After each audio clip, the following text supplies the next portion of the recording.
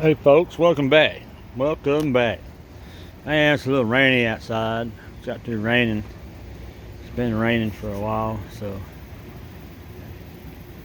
let me get kind of zoomed out. There we go.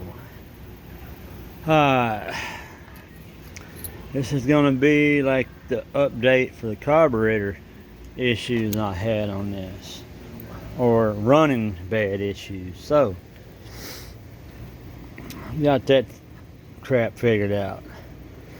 I don't know where I put the other old carburetor, unless I left it outside somewhere and it's hiding from me. But anyway, I'll find it. I do have the Mikuni carburetor put back in it, and I noticed something. I'm gonna sit down for a minute. I know you're just gonna be looking at this, so carburetor being right there, I was really getting agitated. If I could have put a flat slide in there or something, or a regular round slide carburetor in there, I would have, but I just don't have the room up in the tank, bottom of the tank for all the cables and stuff. So anyway, it would run bad with either carburetor, but it would run bad in a different manner. And so what I ended up finding out is that putting the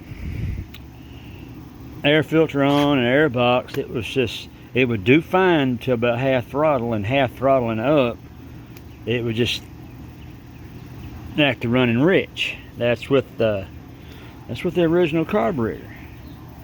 Now, I never mixed parts all them years ago that I messed with. I never mixed the parts. Not at all. So, what I did, flip-flopping the carburetors back and forth, I don't know how many times, again, running out, and I adjusted the valves, and I don't know what else. Took the intake manifold off and put some Yamaha seal in there, and to just eliminate any air leaks or whatever it is. So it would run with the aftermarket carburetor. Let me try to say this correctly. It would start hard. It was harder to start, and if you could get it to full speed, it did really good. So low to intermittent was shit, but high, if you could get it there through all that, it was great. Now the Mikuni, start, idle, half speed, maybe 2/3 would do great, but then again, high speed would just fall on its face. So I got to look at the main jets, and my local Polaris shop doesn't have a miscellaneous tub of jets, to go over and get one for $5, $10, $15 a piece and try them. So I took the jet out of the new carburetor. It was a 122.5. The one in the Mikuni was a 145. So I put the 122 in the Mikuni, plus the new carburetor kit with the idle jet and new bowl gaskets and some stuff, some small stuff.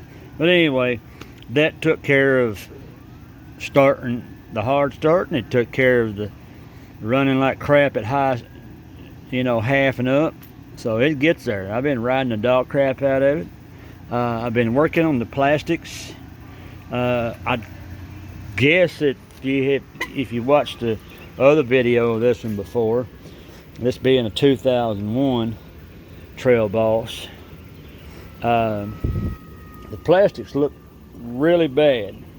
They had a lot of hairline cracks in it, and that it looked about as bad as in there, or probably worse. But I'm not worried about any of this in here.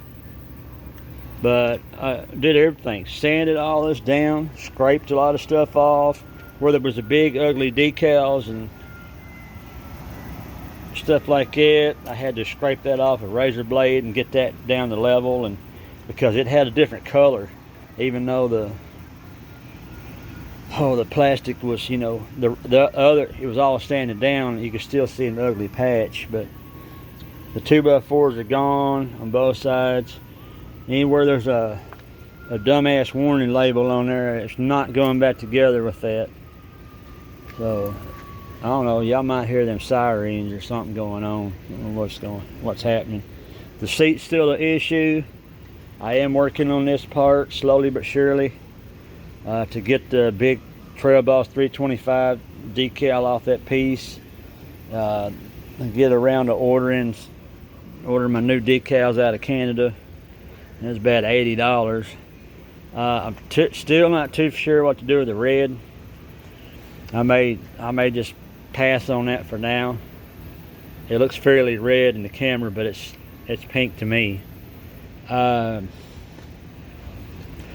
have changed steering shafts with a straight one, because when I bought it, it was wrecked and it was bent. So my local junkyard had a couple, 2 or 3 Polaris up there, and I stripped all the steering shafts out of them and whatnot. I've managed to get a new one of these in, and I used the guts for the starting and stuff. It's still a little catchy and things. The headlights work. I ordered one of these. I know I got 2 or 3 of these, but I don't know where I left them at. So I know there's a hard plastic one and there's a soft rubber one, but I managed to put that one on there and cover that up so it doesn't look stupid. I also got a cover for my shifter. It's a high-low and reverse, like off of a Sportsman or something. I stripped a bunch of good parts off them other four-wheelers up there at my junkyard, and I straightened the crap out of this. So I got to figure out what else I want to do. If I want to worry about maybe making some brackets or something for turn signals, get it kind of street legal in the future, but I don't know. I need to take this round bar off that's bent and put me something else on there, for whatever it is. But I'm gonna take this and have it powder coated. The wheels are gonna cost me quite a bit to get repowder coated, but that's not an important thing right now. I do have another set of wheels and tires, but I need to put a new set of tires on here eventually, because these have got 1,000 plugs in them all together. But you notice something different is different up here. That is because I got on eBay and I found a rack that fit an earlier model. Well, here's something I did. These right here go down and bolt into the frame. Now I had to extend this up 1.5 inches, and I started right here and I chopped it. Now you're gonna see it. But anyway, I just sliced it and I put a 1/2 inch bolt up in there and extended that out, and that is because I put new rubbers up here, so it kicked my fenders up. These are expansion plugs, the rubbers out of expansion plugs down at Ace Hardware. I think they're 1.5 or 1.75 inches. It doesn't particularly matter, but if yours are garbage, go down there and spend about $5 or $6 to get you an expansion plug, 2 of them, and just take all the bolts and stuff out of it and use the rubber and stick it on top of your strut. So that's what I did, so you don't have to worry about ordering anything special. So I just, on the front part, I chopped the other piece off and ground this out. Of course, I'm going to get all this powder coated, and so I got it rust primer, so rust don't get on it for the most part. It's not 100%. I scratched it. I put it on here a little too wet, so I just kind of willy-nilly put it together. Drilled and bolted. I probably could have just chopped this one off here and just did the front one, but I figured, you know, if it got ran into, it would give more support up here, you know. Later on I could probably, you know, put some other stuff in here, a light bar or something, but hell, I've got 3 eyes on here that work. But, you know, I figured, you know, put a turn signal bracket on here or something, but probably don't need to. It's titled. Put one of them slow motion signs on the back. Oh, and I changed I replaced the A-arm bushings. They weren't bad at all. I mean, they weren't hard to do.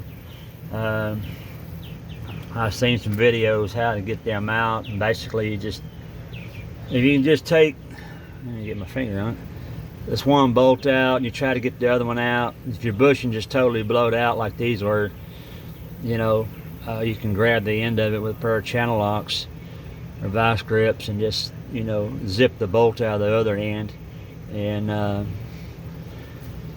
get all that stuff apart and clean it up, polish, sand your rod down, because you got grease seals on each side of the actual plastic bushing. There's a seal.